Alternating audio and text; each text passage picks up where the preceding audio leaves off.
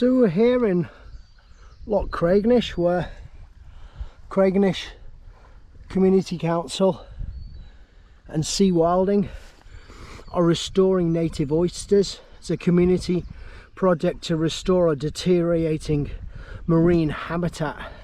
It's in progress, but yet the elephant in the room, the sal monster in the loch here in Loch Craignish, and other areas where they're trying to restore native oysters, is salmon farming, the toxic salmon farming industry. If you're going to restore native oysters in beautiful areas like this in Loch Craignish, yet you're going to be using toxic chemicals, it's inherently incompatible. Salmon farming should carry a warning label. You may have read Richard Flanagan's book Toxic, about salmon farming in Tasmania. There should be a sequel about Scotland. That sequel would be all about the use of toxic chemicals like deltamethrin, azamethophos, emamectin benzoate, hydrogen peroxide. These are toxic chemicals that kill lobsters, they kill seaweeds, they kill seagrass, they kill all manner of shellfish. So if you're going to restore oysters, if you're going to restore seagrass like this laudable project in Loch Craignish, supported by community money from Craignish Community Council and Seawilding, then it's money down the drain if you don't tackle the salmon farming industry, if you don't tackle the fish farm just over the island there, the headland. We've got Port Lemoyne fish farm that has used deltamethrin, that peer-reviewed science shows that kills lobster larvae up to 20 to 30 kilometers away. So we're only a couple of kilometers away from the salmon farm here, yet Seawilding are putting down native oysters.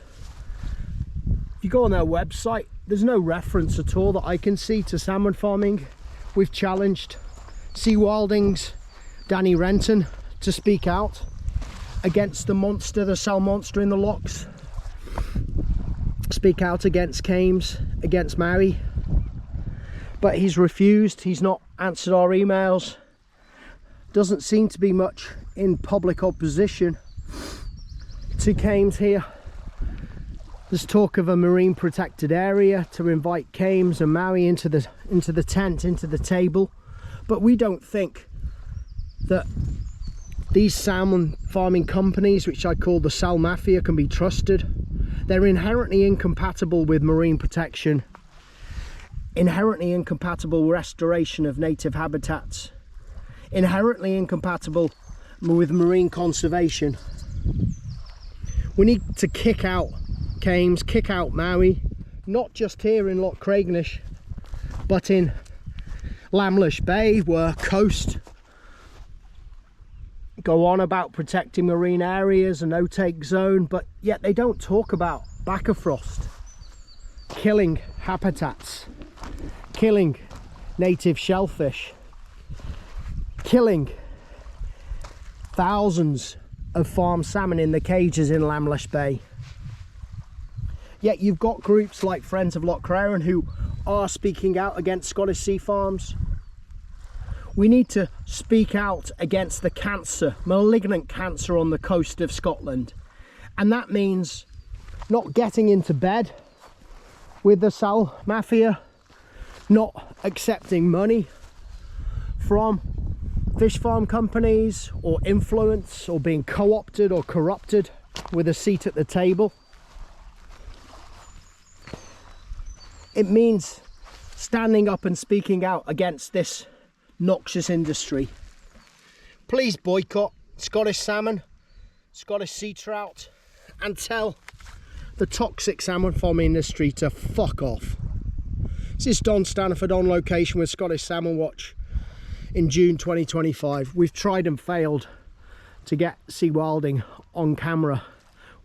We've done some video footage at Maui and Kames. You can see that at salmonmediahub.org and other places. Follow me on Facebook and Twitter and Instagram.